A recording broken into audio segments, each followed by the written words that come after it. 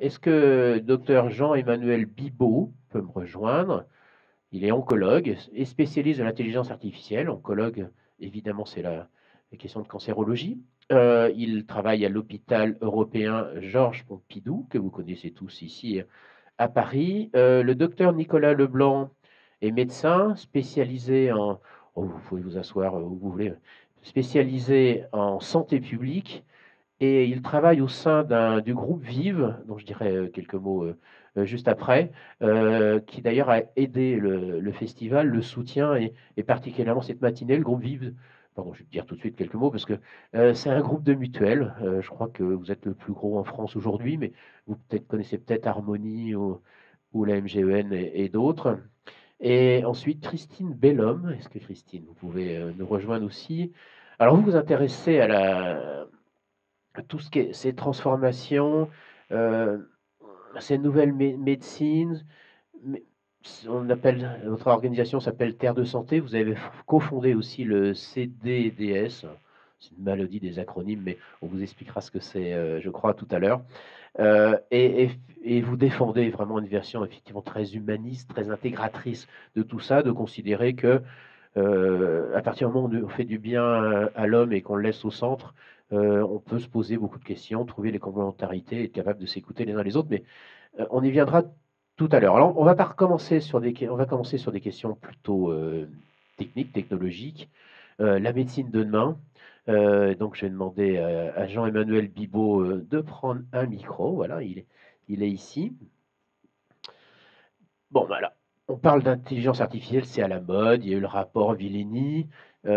Parfois, on confond même ce qu'on peut appeler de l'intelligence artificielle. Non, je suis un peu encombré, donc je vais imposer une partie. Et attendez, hop, je récupère mes affaires. Ah si, j'en profite. Je vous fais une petite pub parce qu'on a sorti ma fondation à livre qui s'appelle Lost in Transition. Je vous recommande. Il vient d'être réimprimé, donc on le trouve à nouveau. Et voilà, c'est fait. Non, parce qu'après, je me fais disputer par mon président, tout ça.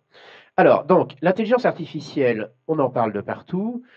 On a aussi des grands fantasmes. Est-ce qu'on va demain intégrer des technologies dans le corps qui prendront plein de décisions à notre place, qui feront qu'on sera en bonne santé? Le transhumanisme avec plein de questions, à la fois pour soigner, mais aussi euh, augmenter ses capacités. Enfin, c'est un gros sujet de société. Mais très concrètement, aujourd'hui, est-ce que réellement l'intelligence artificielle va changer la médecine d'aujourd'hui et de demain, notamment sur votre spécialité qui est la cancérologie? Et précisons que vous avez une double formation. Donc, c'est pas un médecin qui s'intéresse à l'intelligence artificielle, c'est un chercheur qui a fait les deux formations, qui a fait la convergence entre tout ça. Voilà. Donc, quelle vision vous avez de l'intelligence artificielle aujourd'hui? C'est miraculeux, c'est tout de suite, c'est demain, c'est après-demain? Alors, effectivement, c'est vrai qu'on parle beaucoup d'IA de façon globale dans les médias actuellement, avec peut-être malheureusement peut-être qu'on survend un petit peu ce qui se passe actuellement dans ce domaine-là. Dans le domaine de la médecine et de la cancérologie, ce qui est certain, c'est qu'à l'heure actuelle, il y a un foisonnement de recherche et qu'à l'heure actuelle, c'est toujours strictement de la recherche clinique, en tout cas en France. Il n'y a aucun hôpital ou aucune clinique ou aucun service qui se sert de cette technique-là pour soigner des patients ou même pour faire du dépistage ou du diagnostic en routine clinique.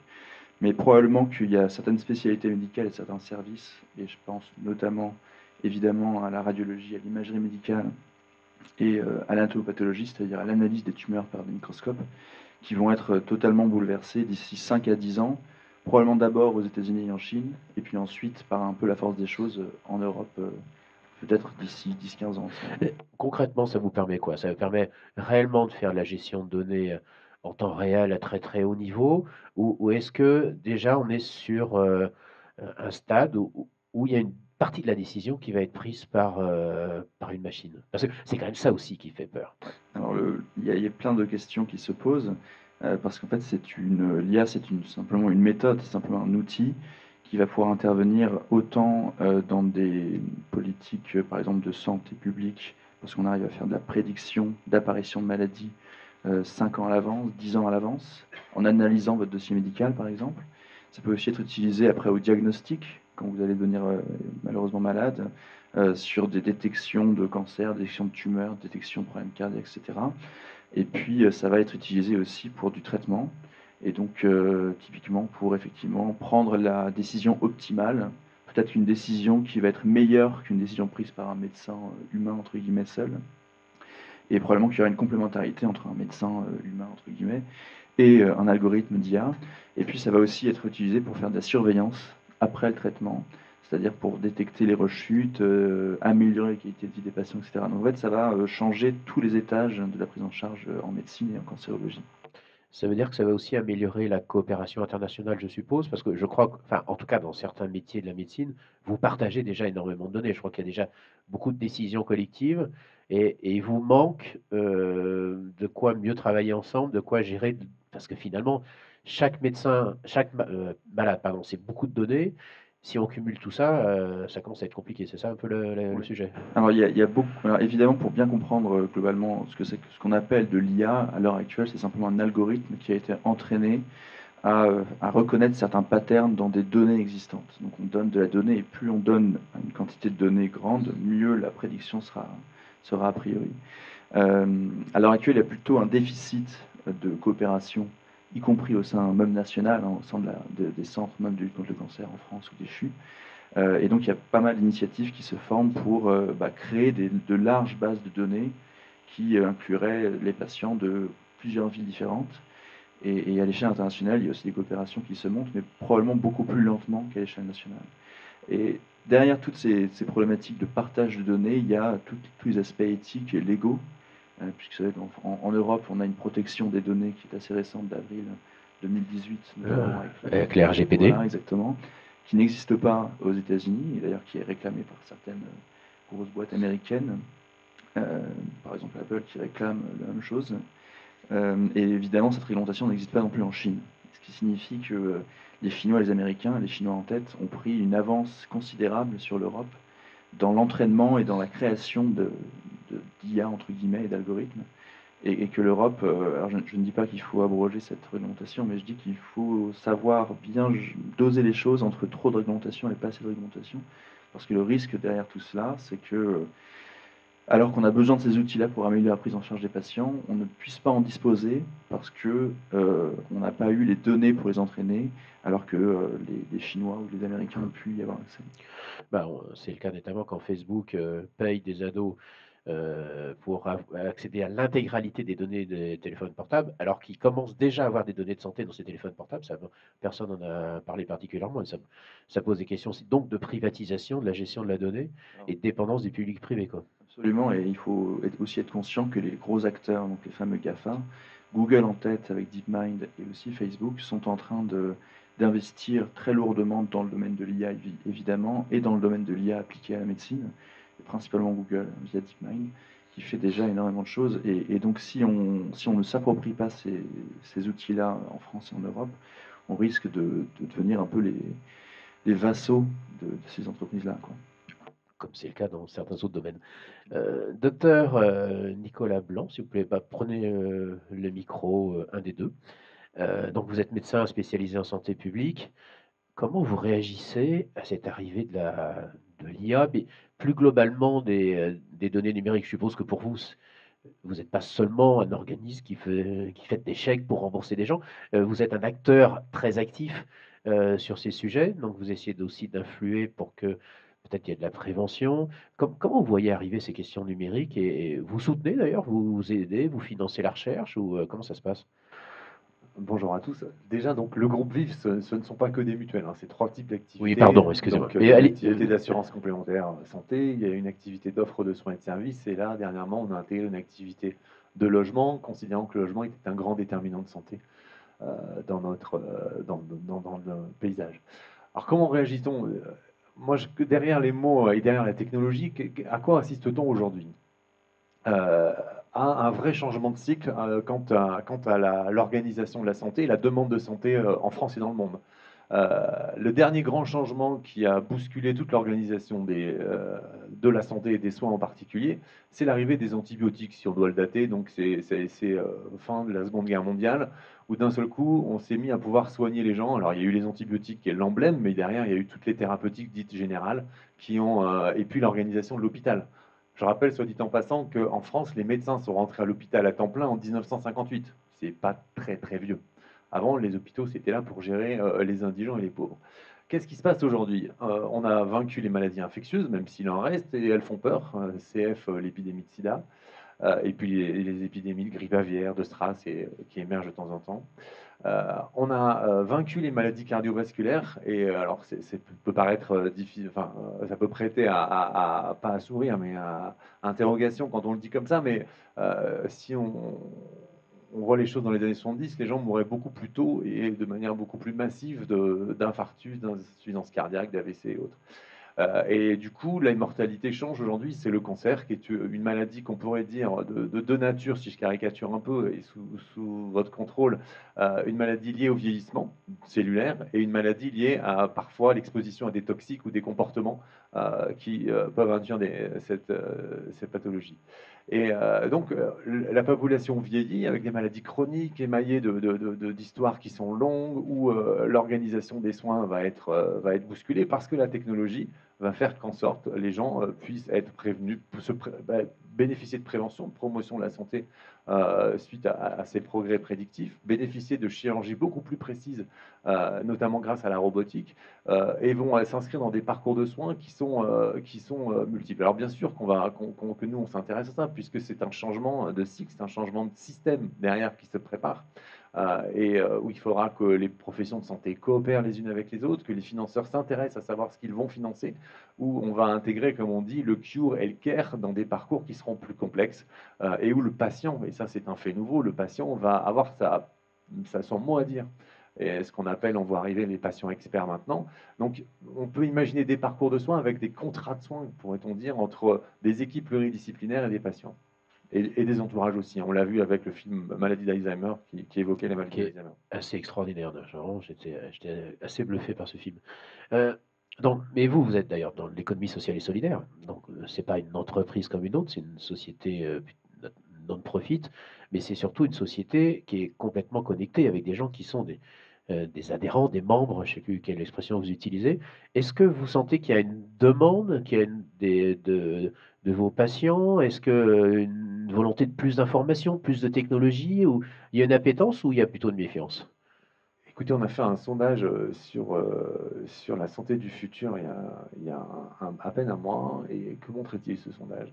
Que les patients non seulement sont en demande, mais formulent énormément d'espoir et que finalement sont sans doute plus appétants encore à bénéficier de ces progrès technologiques que les médecins à certains égards. Notamment, il y a une peur dans les professions de santé et qui n'est pas complètement fausse, hein, je veux dire, qui repose sur des éléments rationnels, notamment une peur quant à la circulation des données, quant à la pratique du secret médical, quant à un certain nombre d'évolutions des pratiques.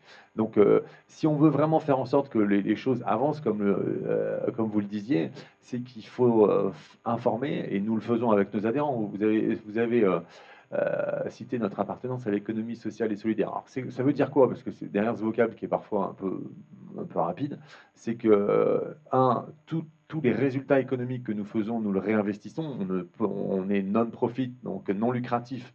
On ne rémunère pas d'actionnaires. Nos gouvernants sont nos adhérents, c'est le principe mutualiste. Donc nous couvrons 10 millions de personnes et ce sont 10 000 élus qui nous gouvernent à travers 2600 délégués et puis après un conseil d'administration. Donc nos adhérents sont nos gouvernants.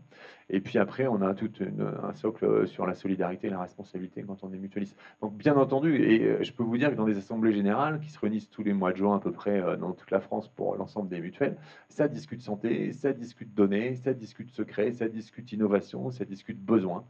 Avec, vous l'avez souligné tout à l'heure, une autre caractéristique, c'est que tout ce dont a parlé Jean-Emmanuel va coûter cher. Comment fait-on pour que les inégalités de santé ne s'accroissent pas derrière? Comment faire en sorte que demain, quand je suis un patient qui habite en province, je puisse bénéficier de la meilleure technique robotique avec de l'IA pour pouvoir me faire opérer par un chirurgien qui va optimiser son geste?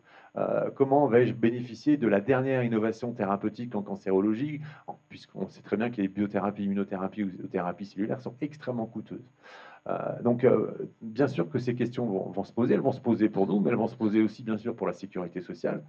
Entre nous soit dit, les médicaments les plus innovants commencent à mettre un peu de temps à arriver sur le marché français, donc avec des vraies paires de chance, hein. Les entreprises du médicament estiment qu'il y a 10 000 patients qui pourrait éviter le pire si on était aussi efficace qu'il y a quelques années pour faire arriver les innovations thérapeutiques auprès des patients.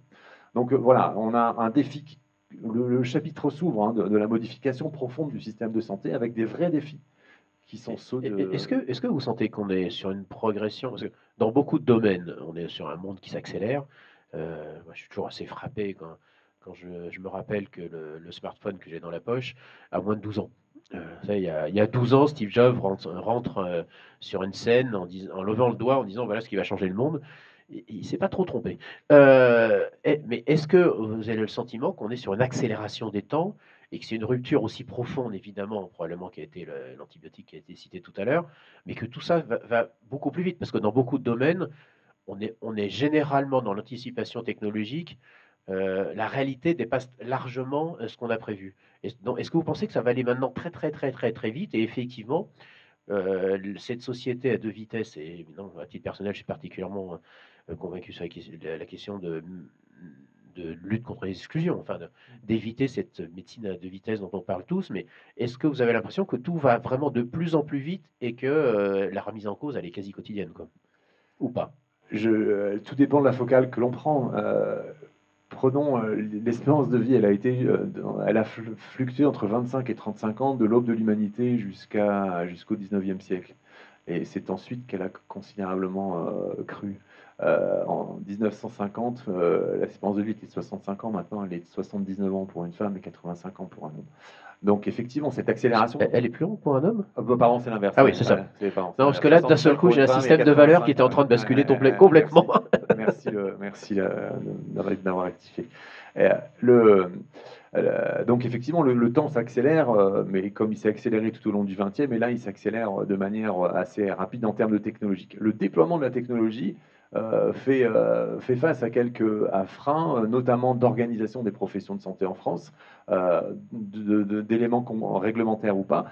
Moi, la télémédecine, quand j'étais interne en santé publique, c'était l'Eldorado il y a 20 ans à peu près. Le premier texte qui l'organise de manière, on va dire, puissante en termes de déploiement, il date de septembre 2018. Donc, la question du déploiement nécessitera que les professions de santé au sens large aussi mûrissent dans leur organisation et dans leur coopération. Et je crois que là, en France, on a des sujets de nature politique, me semble-t-il, pour que les technologies puissent vraiment produire leurs effets. Merci, Christine Bellhomme. Donc, vous vous intéressez particulièrement à une dimension probablement moins technologique. On parle de médecine intégrative, c'est-à-dire d'une médecine qui peut intégrer toute forme. Alors, il y a beaucoup de termes de médecine parallèle, etc. Enfin, ce serait bien que vous puissiez définir cette notion de médecine intégrative, d'une médecine peut-être plus humaniste, qui met l'homme au milieu. Est-ce que vous sentez déjà une opposition entre un mouvement très très fort qui se développe de médecine alternative et complémentaire par rapport à cet univers technologique dont on parle? Donc, est-ce que vous vous sentez tiraillé ou au contraire, vous sentez que le mouvement est en train de se faire, les gens sont beaucoup plus à l'écoute les uns des autres? Je passe sur quelques positions anti-homéopathie, etc. Enfin, je pense ne soyons pas dans le détail, mais vraiment sur une vision large. Est-ce que vous sentez qu'il y a une ouverture complètement nouvelle et différente, et surtout où les gens, comme ce matin, sont autour de la table? Alors, une ouverture au sujet, c'est certain, puisque quand j'ai commencé à travailler sur des revues de littérature, lire des choses notamment sur Internet, en 2014-2015, on trouvait assez peu de choses. Et en 2016, les choses se sont ouvertes. Et aujourd'hui, si vous tapez médecine intégrative, acupuncture, homéopathie, vous avez des milliers d'articles, de vidéos, de témoignages, y compris dans les établissements de santé. Donc, en tout cas, c'est devenu un sujet qui est sorti de l'ombre, puisque c'était déjà utilisé dans beaucoup d'établissements de santé, mais on n'en parlait pas. Donc déjà, le sujet, effectivement, a émergé. Il émerge, et donc, du coup, les oppositions émergent aussi. Et voilà, le débat est là. Dire quelle est la tendance, je ne suis pas sûre d'être totalement objective, puisque je travaille avec des gens qui sont dans une optique on de vous le demande pas complémentarité. totalement, en réalité. Je pense que ça serait prétentieux de dire le contraire. En tout cas, les associations et les professionnels de santé avec lesquels je travaille sont tous dans une optique de complémentarité. et voient ça un peu comme une forme de peut-être de rééquilibrage, c'est-à-dire que la technologie a fait des progrès énormes, a amené un grand mieux-être, aussi bien dans le care que dans le cure, et donc les progrès technologiques sont incontestablement très positifs. Mais quand on discute avec les professionnels de santé et les patients aussi dans les établissements, il y a quand même une demande d'humanité et de relationnel, voilà, de lien entre le patient et le soignant. Je relisais en venant ce matin un rapport de l'Académie de médecine qui date de 2011 sur cette notion d'humanité médicale, en fait, euh, qui met l'accent sur l'importance de conserver ça, et je pense que c'est très complémentaire avec toutes les technologies. En gros, vous considérez que c'est une médecine qu'on dit alternative.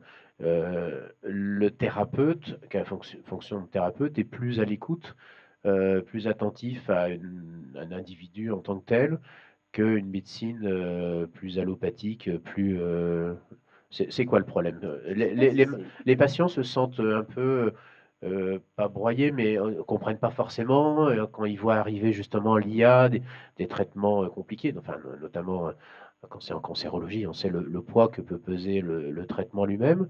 Et donc, parce qu'il y a pas mal de sujets, hein. Il y a un sujet qui est effectivement, est-ce qu'on accepte et on considère que certaines médecines comme homéopathie, acupuncture, réflexologie, etc., enfin, on ne considère pas comme médecine, enfin, des thérapies sont purement de l'accompagnement, alors que certaines demandent presque une substitution par moment, ou est-ce que vous considérez qu'effectivement, c'est un problème de relation au thérapeute d'une façon générale, qui manque d'humanité?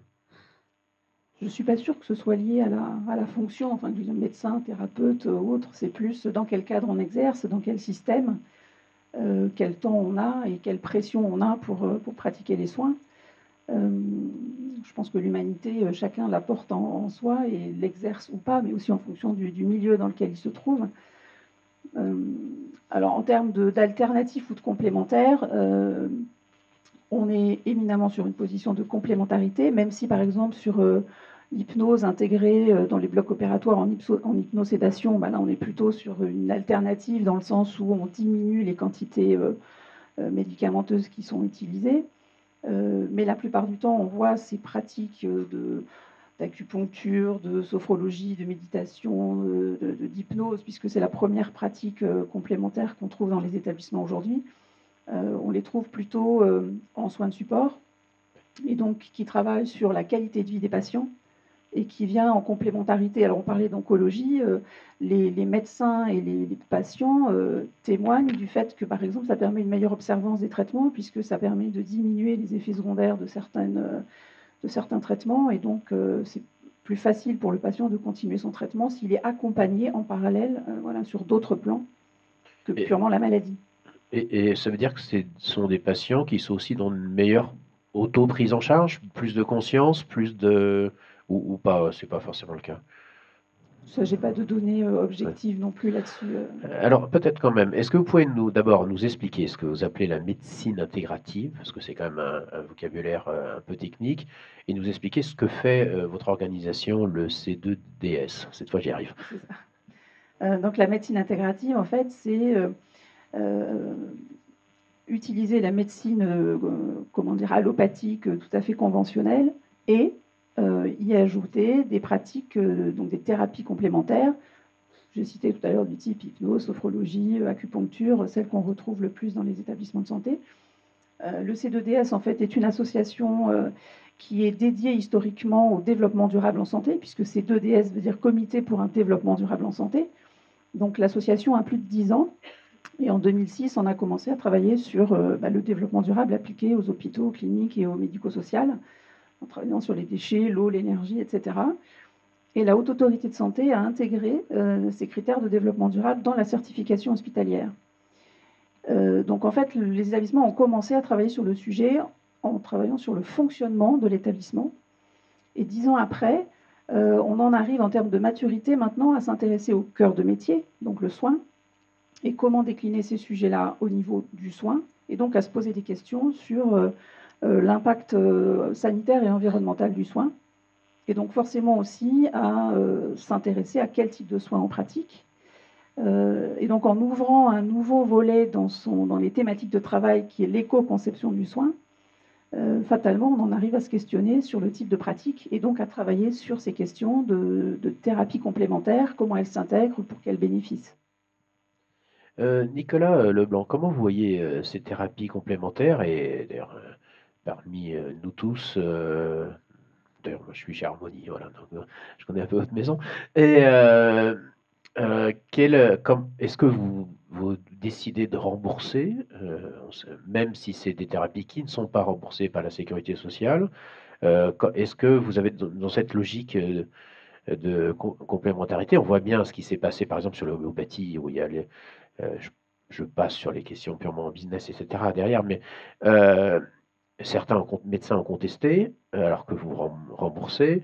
Est-ce que sur d'autres plus connus comme l'acupuncture, ou est-ce que demain vous irez même, si vous intégrez cela, sur est-ce que on va rembourser différemment quelqu'un, par exemple, qui pratique la méditation et si on considère que on tombe moins facilement malade, ou, oui, parce que on a organisé à la Sorbonne une conférence sur le CARE la semaine dernière, parce qu'on a un lab sur le sujet dans notre cercle de réflexion. Et quelqu'un a posé une question à des intervenants en disant, mais il n'y a pas, enfin, c'était pas une question, pour lui c'était une affirmation, mais je voudrais en faire une question. Il n'y a pas de modèle économique pour une médecine préventive dans une société de consommation. Donc je pense que c'est des questions qui doivent vous interpeller. Vous, comment vous réagissez, et notamment sur cet aspect, je rembourse ou pas, quoi. Un vaste programme, comme dirait le général. Vous avez 2 minutes. Euh, Plusieurs choses. Déjà, derrière le concept de médecine intégrative, il y a énormément de choses, de pratiques. Il y a la méditation en pleine conscience, l'homéopathie, l'ostéopathie, et l'hypnose. C'est chaque fois des choses qui sont très différentes. Donc la question, c'est déjà, est-ce qu'on en fait sur des éléments qui sont scientifiquement prouvés, ou en tout cas où la recherche progresse. Nous avons 2-3 expériences. Typiquement, on a mis l'établissement de soins et de services, le groupe VIF. Donc, on n'est pas que des rembourseurs, je le redis, parce que c'est vraiment une activité parmi trois activités. Donc, le complément, c'est est-ce que ces médecines dont on parle sont présentes dans vos établissements? Donc, elles le sont sur l'hypnose. Je sais qu'il y a une clinique du groupe AGO qui fait partie du groupe Vive qui utilise l'hypnose, alors en articulation, en anesthésie, pardon, et puis aussi dans le service des urgences, dans la prise en charge des urgences, pour baisser le niveau de stress dans la prise en charge de l'urgence. Donc, bien sûr qu'on s'intéresse à ça, mais comme tous les établissements de soins s'y intéressent, à la juste mesure de quoi? La juste mesure, que ça soit complémentaire. On ne va pas traiter une leucémie avec des médecines dites non conventionnelles. On va pouvoir accompagner, et le mot a été dit, on est dans le care et l'accompagnement. Moi, ce que je crois qui est important, et je reviens sur ce que je dis dans le grand changement qui est en train de s'opérer dans le système de santé et la pratique de la santé, c'est que les nouvelles technologies vont permettre d'améliorer le diagnostic, possiblement d'améliorer le traitement, d'améliorer l'histoire de la maladie. Mais ça va libérer du temps aussi pour les médecins, pour être dans cette relation la plus humaine, en utilisant les robots et les machines. Donc la question les médecins et les soignants, parce que la répartition des rôles entre médecins et soignants va changer. Et donc les techniques qui vont être fondées sur la relation humaine pour améliorer la qualité de vie, et vous l'avez dit, et pas forcément améliorer la tumeur à la source du cancer, ou améliorer les fonctions cardiaques, mais qui vont permettre, en cas de maladie cardiovasculaire, qui vont permettre d'améliorer la qualité de vie, sont extrêmement intéressantes dans leur juste mesure, à partir du moment où elles auront été évaluées. En médecine, vous savez, il y a 2-3 choses qui sont importantes, qui s'appellent le rapport bénéfice-risque. Tout va très bien quand le rapport bénéfice-risque est favorable. Quand il commence à être défavorable, les choses sont estimées dangereuses pour les populations. Donc voilà, il faut que les choses puissent s'intégrer, puissent être évaluées. C'est les travaux des commissions, vous avez cité l'HAS. Très bien. Et comment les choses vont être financées? Alors, la prévention, elle existe déjà quand même. En France, je crois que la dernière estimation de l'adresse montre qu'il y a 14 milliards d'euros par an qui sont dévolus à la prévention. Alors, au sens large, promotion de la santé, et puis dépistage, prévention médicalisée et personnalisée. Donc, bien sûr que les choses se passent. Et heureusement, quand on fait le traitement de l'hypertension artérielle, c'est la prévention de l'accident vasculaire cérébral. Donc, voilà. Après, demain, quels vont être les modèles? Je pense que les modèles de financement, oui, vont être changés parce que le financer à l'acte, quand on est dans des maladies dits chroniques, ça n'a pas plus vraiment de sens. Pouvoir rembourser, autoriser une pratique à condition qu'elle ne soit pas nocive, ça, c'est une première marche. Après, socialiser la dépense, c'en est une seconde. Et ce sont des choix politiques. Ce ne sont pas que c'est pas des choix de médecins, là, pour le coup, ce sont des choix politiques. Donc, c'est avec la sécurité sociale, c'est au sein de nos organismes. Est-ce qu'on rembourse d'autres choses? Bien entendu qu'on rembourse l'ostéopathie, par exemple, puisqu'il y a une vraie demande sociale sur l'ostéopathie depuis longtemps. La profession s'est organisée et nous la remboursons. Alors, certaines, ça dépend des niveaux, ça dépend de quelle formation les ostéopathes ont eu. On a un réseau qui s'appelle Calistia derrière qui permet d'avoir un référencement des ostéopathes qui répondent à certaines exigences de qualité et de formation. Donc voilà, on ouvre un certain champ et je finirai là-dessus. L'épigénétique et toutes les recherches qui en épigénétique, pardon. C'est quoi l'épigénétique? C'est le fait de pouvoir dire que des comportements de santé peuvent avoir un impact sur l'expression de son génome et possiblement les maladies qui sont liées à l'expression de ce génome, si je le fais de manière très caricaturale. Et donc, là-dessus, on est au début d'un chapitre qui s'ouvre aussi avec des recherches passionnantes sur le fait que le comportement puisse être à l'origine d'un meilleur fonctionnement du génome, si je le dis de manière un peu caricaturale, je le répète. Merci. Jean-Emmanuel Bibaud, qu'est-ce que vous pensez de ces complémentarités, d'abord du développement de ces médecines? Parce qu'effectivement, si ça arrive chez nos amis de Vive, c'est aussi qu'il y a une demande très forte qui s'exprime. Euh, Comment vous voyez la complémentarité? Vous avez ouvert la porte de vos hôpitaux. Comment ça se passe chez vous? Quelle vision personnelle vous avez? Vous avez le droit d'être parfaitement contre, hein. Alors, je pense que quand on est soignant, alors que ce soit médecin ou infirmière ou aide-soignante ou autre, on a à cœur d'apporter un bénéfice au patient. Et quand on est dans cette position-là, on ne peut pas se contenter de convictions. C'est-à-dire que personnellement, je n'ai pas de conviction négative ou positive vis-à-vis de quelque traitement que ce soit. Autant la chirurgie, la radiothérapie, la chimiothérapie que ce dont on vient de parler par ailleurs. Je pense que ce qui est important, et c'est ce qu'on a un petit peu déjà dit, c'est l'importance de l'évaluation. Quand vous allez voir un médecin, le traitement qu'il vous propose, il a été évalué et on vous le propose parce qu'on a estimé sur un très très grand nombre de patients qui ont été étudiés que ce traitement-là allait vous apporter un bénéfice. Et donc si on prouve que X ou Y traitement, quelle que soit sa nature, vous apporte un bénéfice, bah, évidemment que je suis pour. Et je rebondis là-dessus, il y a déjà des études qui montrent par exemple que l'acupuncture diminue les effets secondaires de la radiothérapie. Il y a d'autres études qui montrent que l'hypnose diminue la douleur, etc. Donc, à partir du moment où on a des études qui sont bien faites, pas biaisées, sérieuses, il serait illogique de s'opposer à ce genre d'approche-là. Et pour autant, il faut éviter d'aller dans le côté magique des choses. C'est-à-dire, au même titre d'ailleurs que pour l'IA, parfois, on a l'impression que c'est un peu de la magie. On n'est pas à Lourdes. C'est pas de la magie. Donc il va falloir évaluer toutes ces choses-là de façon sérieuse.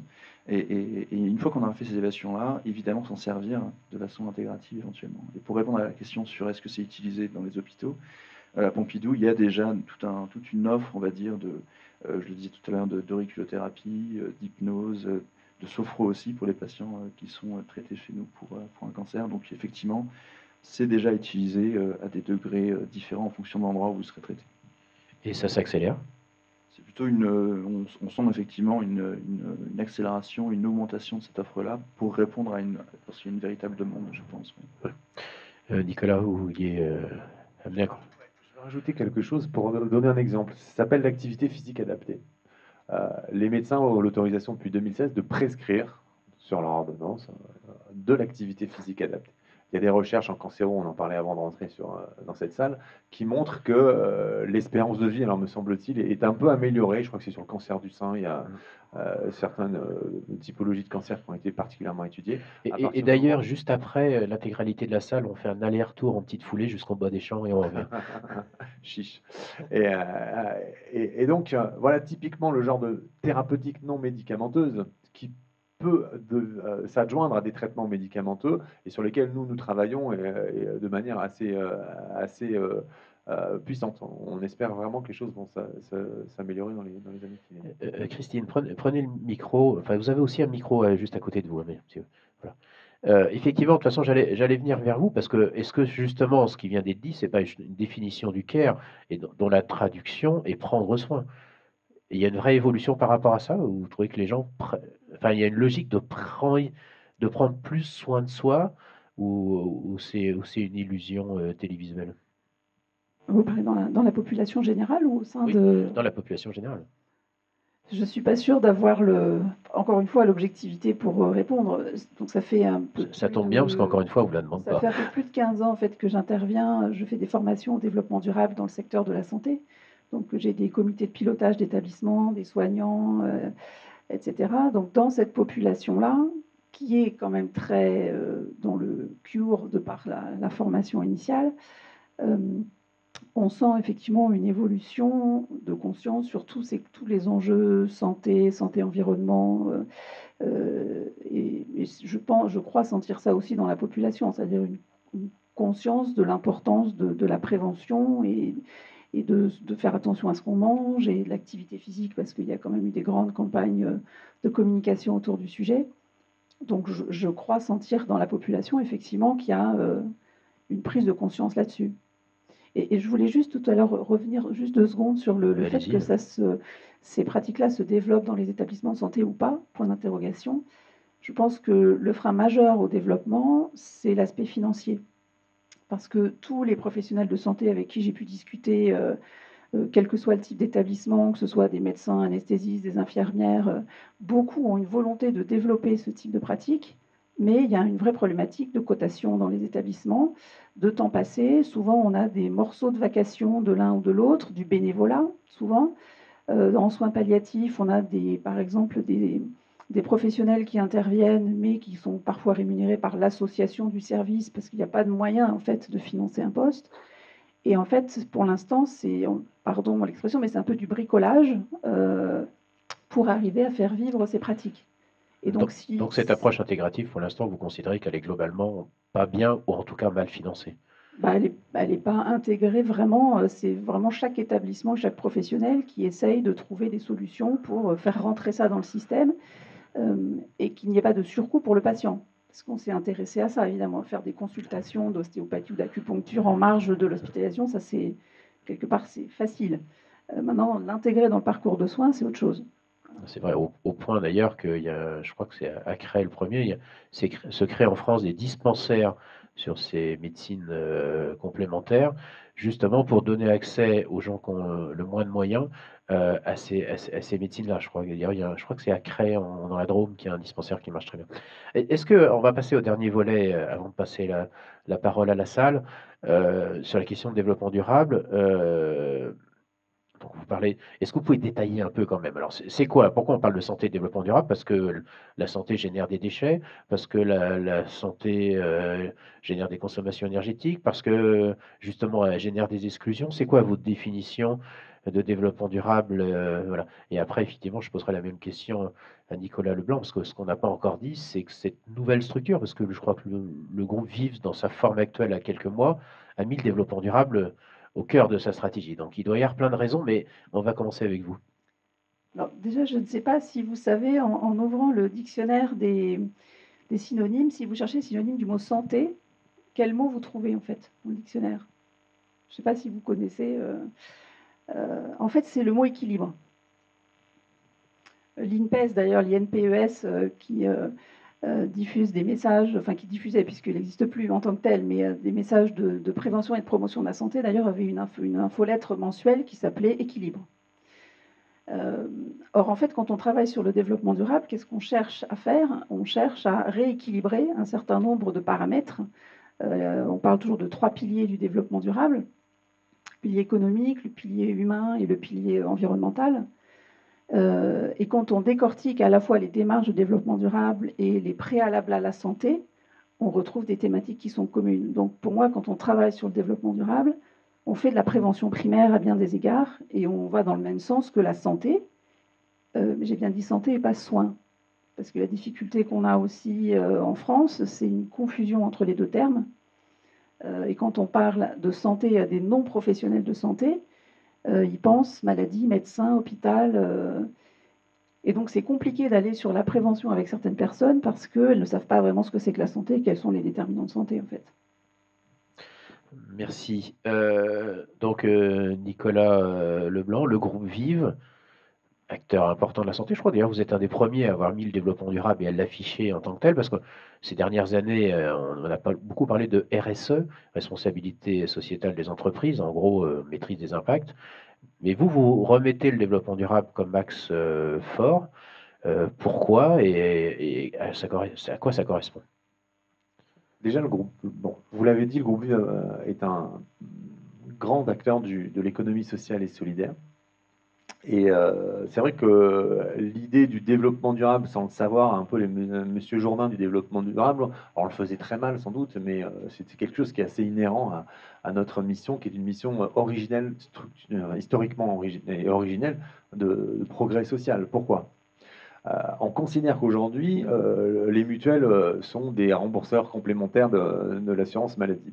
Mais historiquement, ce sont des gens qui se sont liés ensemble pour pouvoir protéger contre les aléas sociaux, au premier rang desquels la mort, avec le fait de pouvoir financer des obsèques dignes, et puis après l'invalidité, la maladie, la retraite. Mais au fur et à mesure, on est là pour protéger des risques, nos adhérents, pour les protéger des risques sociaux. Et donc, le groupe Vive a souhaité, il y a quelques mois, vous l'avez dit, naître pour se trouver les moyens de sa mission. C'est quoi cette mission? C'est d'être utile à tous et à chacun, d'être un acteur de la protection sociale globale. Et la santé, vous l'avez dit, quand on prend la définition de l'OMS, c'est un état de bien-être physique, psychique et social. Donc, ce n'est pas le silence des organes, c'est la capacité à s'émanciper individuellement et collectivement en paix, si j'ose dire. C'est un peu le message qui est en filigrane. Et puis derrière, d'être performant parce qu'on est dans un monde économique où si on ne l'est pas, eh ben, on peut pas continuer malheureusement à vivre dans un monde concurrentiel. Donc le groupe Vive a mis le développement durable, c'est assez naturel, mais c'est assez récent, puisqu'on est même récent, mais l'intégration du développement durable et la réflexion sont assez récentes dans notre groupe. Mais dernier point, on veut travailler sur tous les déterminants de santé. C'est pour ça qu'on a intégré l'activité du logement. Aujourd'hui, faire en sorte que quelqu'un soit en bonne santé, et il n'y a pas de différence dans le mot soin entre ce qu'on trouve en anglais entre care et cure. Donc les deux sont intégrés dedans, et dans notre histoire du tout soin depuis les années 50, on oublie un peu trop dans l'imaginaire collectif la notion de promotion, d'éducation à la santé, de prévention. Mais prenez les causes de mortalité en France. Il y a un chiffre qui est mal connu, c'est que la pollution de l'air, c'est 48 000 morts en France par an.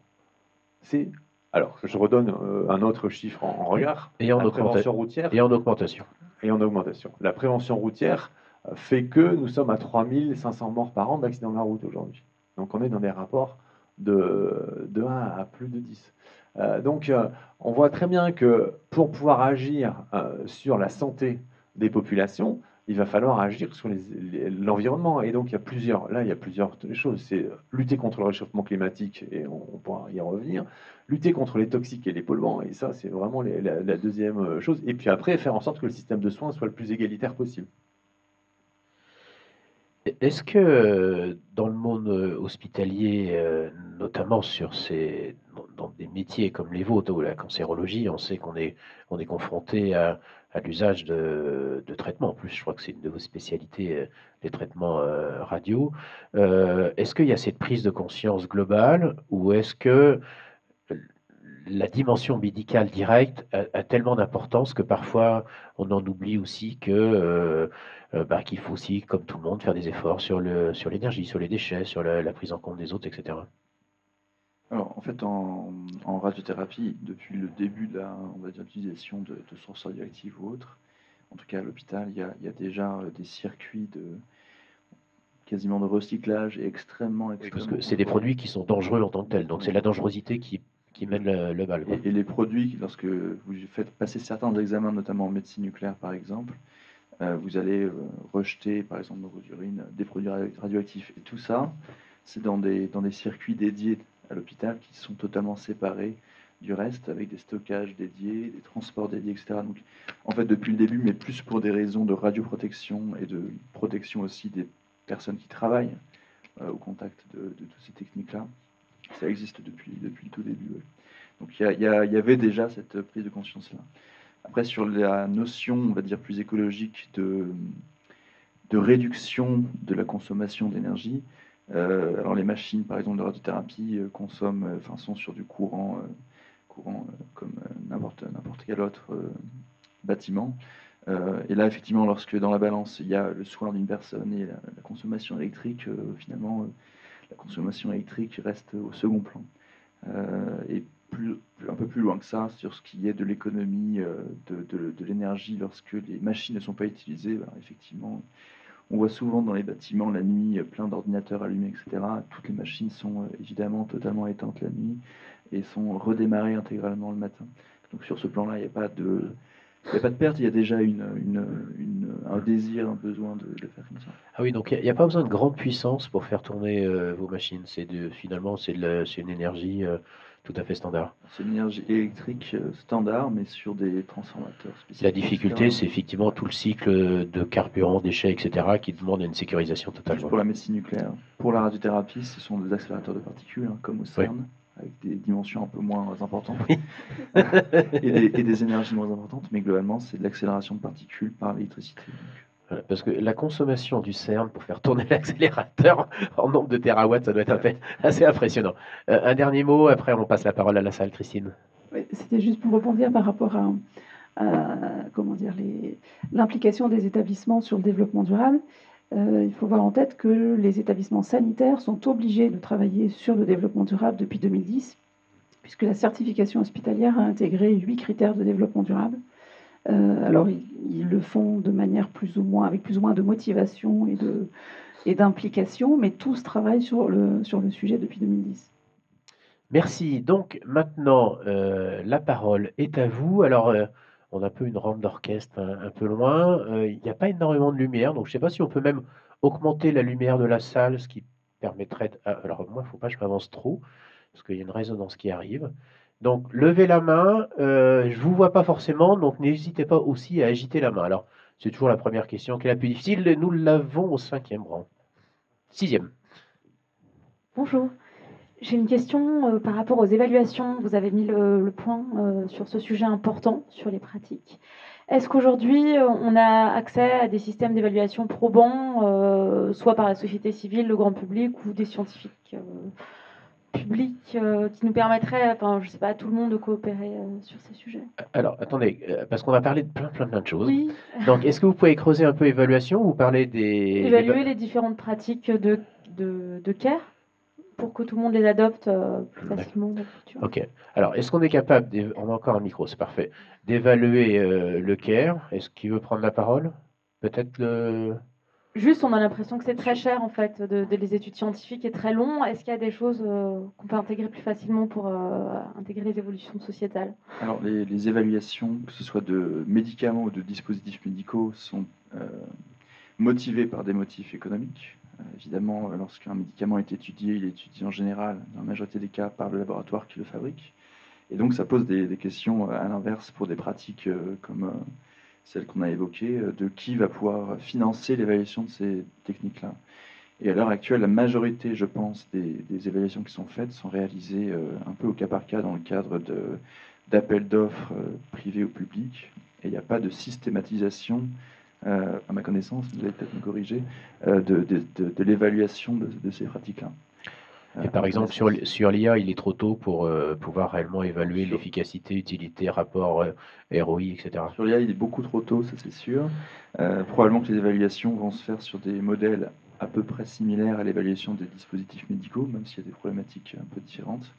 Et elles seront probablement poussées dans un premier temps par les entreprises privées.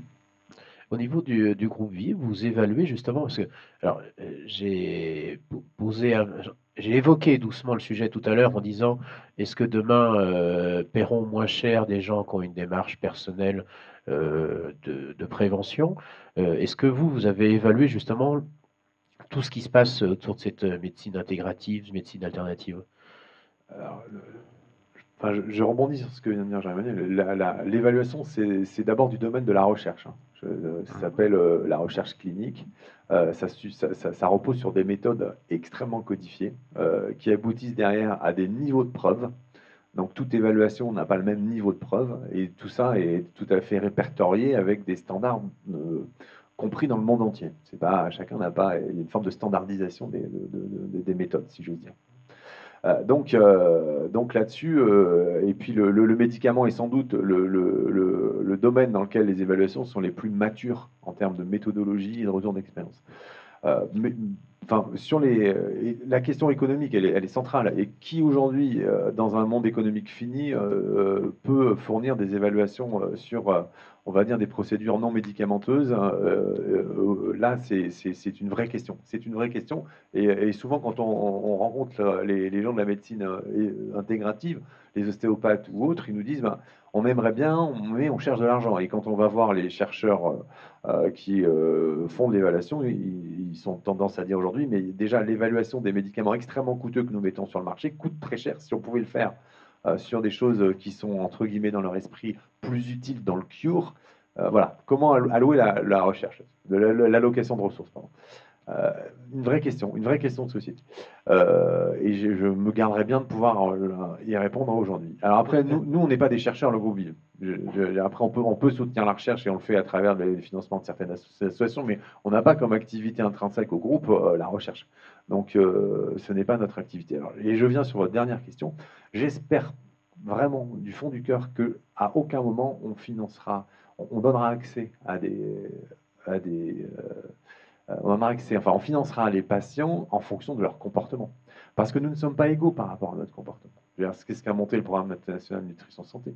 Manger et bouger quand vous êtes CSP+, et que vous êtes éduqué, c'est beaucoup plus facile. Vous achetez du bio, vous pouvez aller faire du sport dans des endroits très sympathiques. Quand vous êtes Et vous habitez dans des quartiers où la qualité de l'air est meilleure. Et vous habitez dans les meilleurs endroits. Quand malheureusement vous n'êtes pas de cette catégorie socio-professionnelle, que vous avez bénéficié de moins d'études, ben, vous faites un peu comme vous pouvez.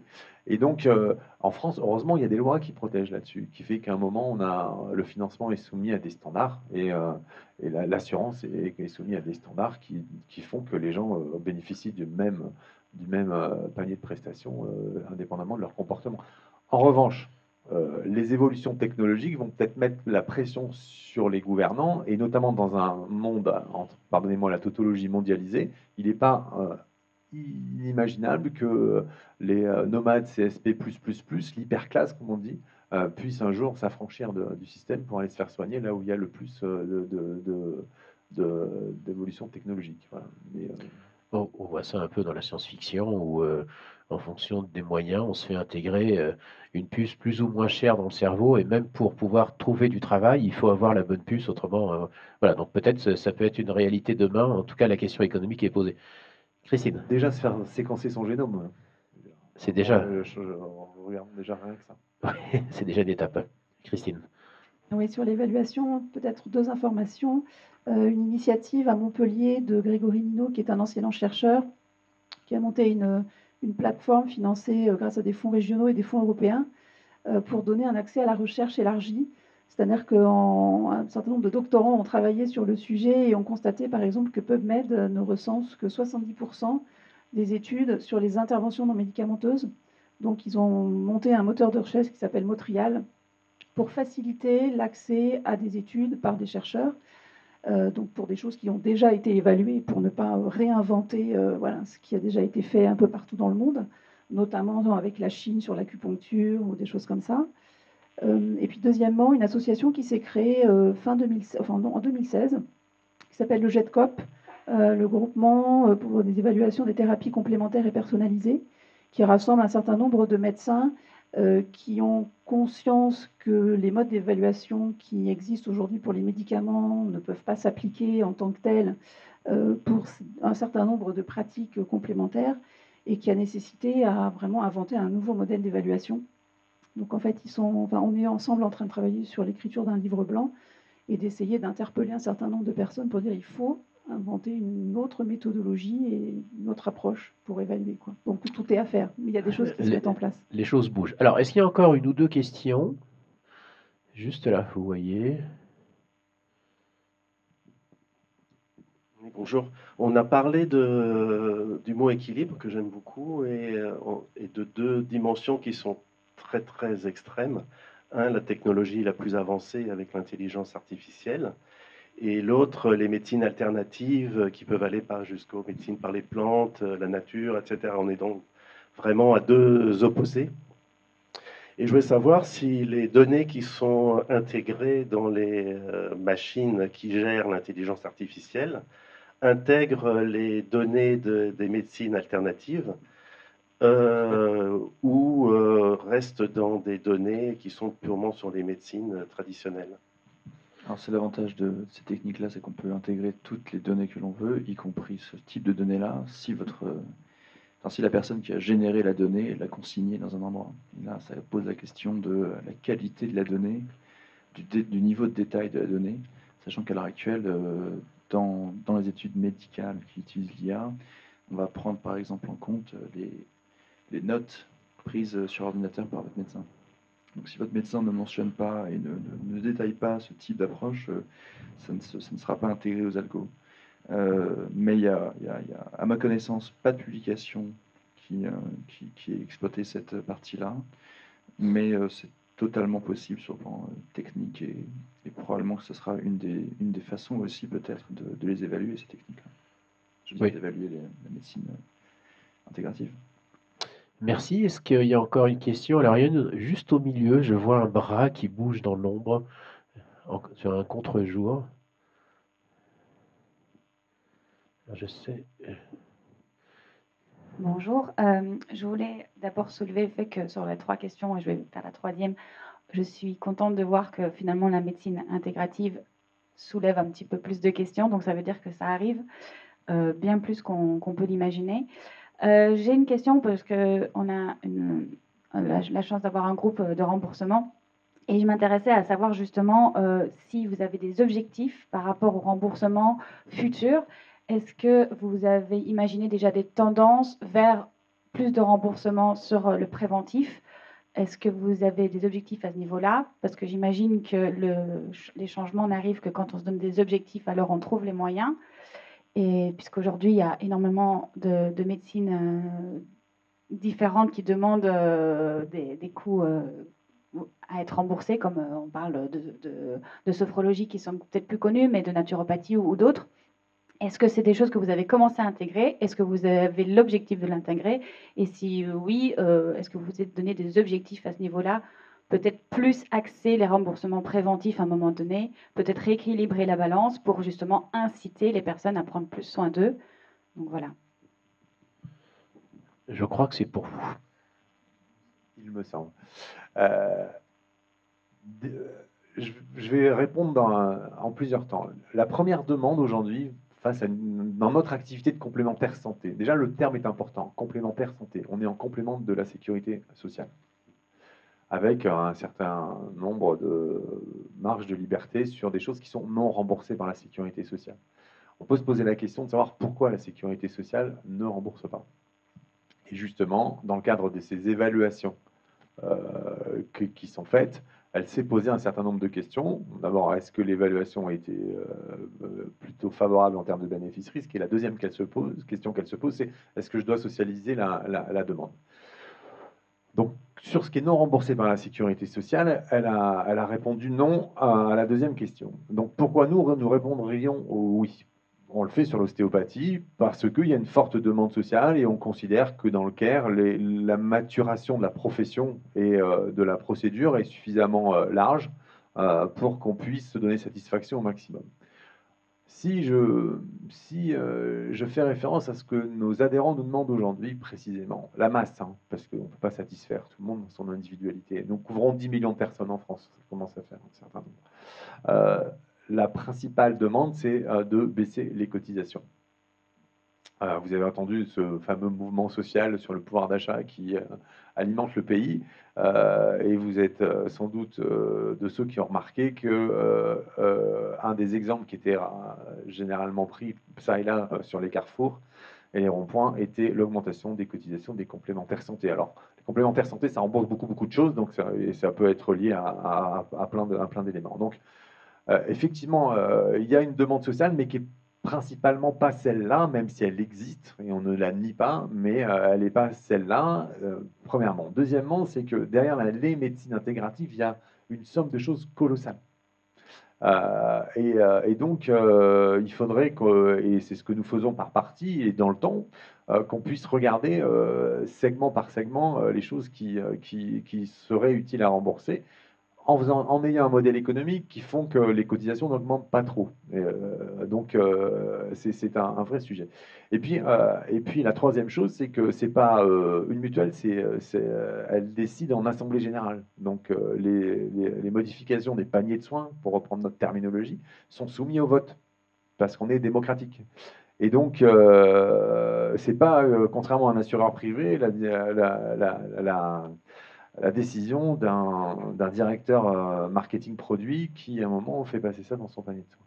Donc, je pense que, je le disais tout à l'heure, le chapitre va s'ouvrir sur un certain nombre de choses. Sur l'ostéopathie, c'est clair. Sur l'acupuncture aussi. Sur la naturopathie, qu'est-ce qu'on y met derrière? Qu'est-ce qui est de la part des médecines intégratives? Alors, je ne sais pas si c'est correct d'un point de vue conceptuel, mais en tout cas des médecines non conventionnelles, pour le dire de manière plus large, qui est utile, c'est qu'ils l'ont moins, et donc celle qui pourrait être remboursée. La question, elle se posera tout le temps. Il faut qu'on l'évalue dans le temps. Il faut que les professions se structurent. Moi, un naturopathe aujourd'hui, qu'est-ce qu'un bon naturopathe? Qu'est-ce qu'il fait? Quelles sont les bonnes indications? Quel est le bon rapport à bénéfice-risque? Honnêtement, je ne sais pas. Je le sais en ostéopathie, un peu plus chaque jour. On le sait un peu en acupuncture, un peu plus chaque jour. Sur d'autres sujets, je ne sais pas. Je sais qu'en phytothérapie, il y a des vrais dangers aussi. Donc voilà, il faut que tout ça va prendre du temps de connaissance et de partage. Et puis, ce sont des choix politiques faits au niveau de la sécurité sociale, faits au niveau de nos adhérents. Voilà, je réponds de manière large parce que le problème n'est pas univoque. Et la manière d'y répondre ne peut pas être univoque. Christine, et juste, du coup, dans votre comité, est-ce qu'il y a un représentant qui justement vient donner un petit peu les tendances dans la demande, évidemment, et qui vient vous rassurer sur des points comme vous vous inquiétez parfois un petit peu peut-être sur la naturopathie, qui manque un peu de structure. Est-ce qu'il y a des personnes qui font partie du comité qui peut-être rassurent et participent un petit peu à changer les choses? D'abord, il y a des services des mutuelles et donc qui sont faits de professionnels de santé, entre autres, hein, qui instruisent les dossiers et puis après qui les soumettent au vote. Mais donc, comme on le fait dans toute instance démocratique, donc on professionnalise de plus en plus, bien entendu, et depuis longtemps, les instructions de dossier et après on soumet au vote des adhérents. Voilà, mais Christine, mais je crois d'ailleurs il y a des professions qui se structurent. Enfin, il s'avère que je connais un peu celle des réflexologues. Il y a maintenant une association, un syndicat, des diplômes qui sont reconnus, etc. Mais c'est tout neuf, quoi. C'est en train de se faire, quoi, Christine. Mais je voulais dire que l'OMS recense à ce jour 400 pratiques dites thérapie complémentaire. Grégory Nino, dont je parlais tout à l'heure à Montpellier avec sa plateforme, lui a recensé dans le monde 13 000 terminologies différentes. Donc c'est effectivement un espèce de grand sac avec plein de choses très variées derrière. Et effectivement, il y a des professions qui se structurent. Alors l'ostéopathie, historiquement, a travaillé sur notamment la durée des études et le type de formation. La réflexo se structure. L'acupuncture aussi, avec la DIRMEC, essaye de travailler sur, pareil, des durées d'études, des formalisations. Et donc derrière ce sujet-là, il y a une thématique qu'on n'a pas encore tout à fait abordée ce matin, c'est la thématique de la formation. Puisque vous parliez de connaissances, en fait, il y a un gros travail de pédagogie. Et parmi les gens, notamment, qui sont farouchement opposés, quand on pose la question, mais est-ce que vous connaissez? La plupart du temps, en fait, la réponse est non, en fait. Donc, on est sur des croyances et des dogmatismes anti, mais qui ne repassent pas forcément sur une bonne connaissance des sujets. Donc, en fait, je voulais juste aussi faire passer le message qu'il y a le CUMIC qui s'est créé il y a un peu plus d'1 an, le collège universitaire pour une médecine intégrative et complémentaire, donc qui rassemble des enseignants des universités qui travaillent ensemble justement à une réflexion, voir comment intégrer la formation à ces pratiques-là, puisqu'aujourd'hui en médecine ou dans d'autres cursus de professionnels, que ce soit infirmiers ou autres, ces questions-là ne sont pas abordées ou à la marge. Et c'est quand même du coup l'enjeu majeur, parce que quand vous parliez d'intelligence artificielle et de données, savoir si le médecin avait renseigné les informations, faut-il encore que le patient en ait parlé à son médecin et osé en parler à son médecin. et que du coup le médecin comprenne ce que le patient lui dit et qu'il connaisse un petit peu ce champ-là. Donc voilà, ce collège universitaire en fait a pour vocation notamment de faire des propositions à la conférence des doyens, et donc là aussi, voilà, il y a des choses qui petit à petit se mettent en place. Quand chacun fait un pas, écoute l'autre et avec bienveillance essaye de collaborer, on arrive à progresser. Est-ce qu'il y a encore, avant de conclure, une dernière question? Je vois plus de bras ni de silhouette. Bon, bah écoutez, un dernier petit tour de table. Peut-être, on va commencer avec le docteur Jean-Emmanuel Bibot, si vous voulez attraper le micro. Bon, alors, vous avez envie de quoi maintenant, là? Parce qu'on parlait de magie, le petit goût de baguette magique, là, faites votre Harry Potter. De quoi vous avez envie maintenant, voilà, pour que ça s'accélère et que ça se mette à la disposition du plus grand nombre? Parce que vous avez quand même, on parlait de formation, vous avez un profil particulier. Vous ne devez pas être très, très, très nombreux dans le monde de la recherche médicale, de l'INSERM et autres, à avoir une double formation de ce type. Donc, comment on peut accélérer les choses? Il y a des initiatives on parlait de la formation à la médecine intégrative, mais effectivement, il y aura besoin de former des personnes qui sont à l'interface entre l'ingénierie informatique et la médecine, parce que les ingénieurs informaticiens qui font les algos comprennent pas les enjeux importants, les choses importantes à avoir en médecine, et inversement, les médecins n'ont pas la technique nécessaire pour faire des choses rigoureuses. Donc, il y a des initiatives, notamment à la faculté à laquelle j'appartiens, qui est Paris Descartes, de créer des chaires en IA afin de former des pharmaciens, des médecins, des infirmiers, etc. Et inversement, de former aussi des ingénieurs à ces thématiques-là. Et donc, je pense qu'il faut aller très vite sur ça, parce que sinon, on va être complètement écrasé par les autres et on va être dépendant d'autres pays. Et puis, bon, je répète, à mon sens, l'importance de ne pas avoir, et vous l'avez dit aussi, ne pas avoir de dogme, ne pas avoir de conviction, mais s'appuyer sur la donnée et sur la vérité, quoi. On parle beaucoup des fake news, on parle beaucoup d'affirmations non fondées en ce moment. Je pense que c'est important, vraiment, à l'heure actuelle, de regarder les données, leur qualité, et de se former sa propre opinion à partir de cette vérité-là, quoi. Et pas simplement à partir de convictions, pensant que ceci ou cela est bien ou mauvais, quoi. Voilà. Ça, c'est majeur. Je crois que sur l'ensemble de ces risques, il y a aussi des phénomènes de croyance qui peuvent se mettre en place, y compris sur la technologie. Peut-être même question à Christine. On a compris que l'enjeu pour vous, et c'est ce que vous faites dans Terre de Santé et autres, c'est faire se réunir les gens, avancer ensemble pour construire vraiment une logique de partenariat, parce qu'effectivement, il n'y a pas de substitution, c'est l'intégration qui vous mène. Je pense qu'il y a beaucoup de pédagogie et de médiation à faire. Entre les métiers, l'exemple que vous donniez, voilà, de personnes qui sont à l'interface de plusieurs univers. Le coup de baguette magique, moi j'aimerais bien pouvoir emmener tout le monde voir ce qui se passe aussi dans d'autres pays, puisque là on revient de 2 jours à Berlin. On a emmené un petit groupe d'une vingtaine de médecins visiter 2 cliniques enfin deux hôpitaux intégratifs. Notamment un en cancérologie qui est parmi les 5 premiers, je crois, en Allemagne, avec à la pointe de la technologie, j'allais dire, et à la pointe de l'humanisme, avec des évaluations médico-économiques excellentes.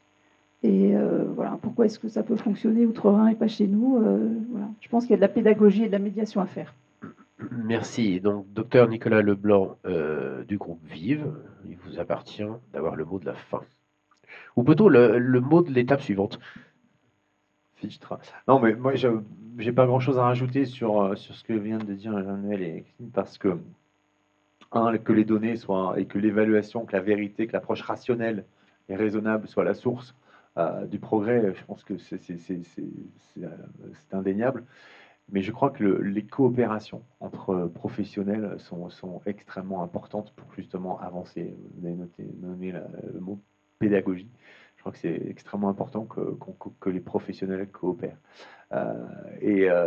Aujourd'hui, on est dans un pays où les différentes parties du système de santé se regardent en chien de faïence. Vous avez les médecins, les infirmiers, vous avez la ville, l'hôpital, vous avez la sécu, les complémentaires, vous avez... et puis le patient, souvent, il est un peu à l'extérieur, d'ailleurs, il est ailleurs. Donc tout ça commence un peu à discuter, à s'intégrer, à avoir une approche un peu globale, holistique, et je pense que ça va s'accélérer. Je pense que ça s'accélère d'ailleurs, c'est pas du futur, c'est déjà là.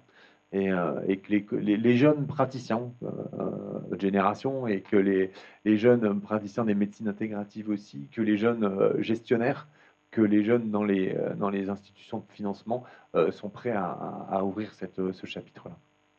Merci à tous les trois, vous pouvez les applaudir. Merci d'avoir donné leur temps. J'espère que, comme moi, vous avez eu grand plaisir et intérêt à tout ça. En tout cas, effectivement, j'ai trouvé que cette logique de coopération, enfin le mot a été dit et autour de la table, c'est pas toujours simple sur ces sujets. Mais en tout cas, j'espère que vous serez tous l'ambassadeur de tout ça. Je crois que Marc voulait redire un petit mot. Je crois qu'il y a encore un film. Moi, en tout cas, j'ai eu un grand plaisir cette semaine. C'est un film, un premier film, je crois, qui s'appelle tout ce qu'il me reste de la Révolution. Alors, vous ne le verrez pas dans le cadre du festival, il va bientôt sortir. C'est un premier film de jeunes, etc. Exceptionnel. Vraiment, allez le voir.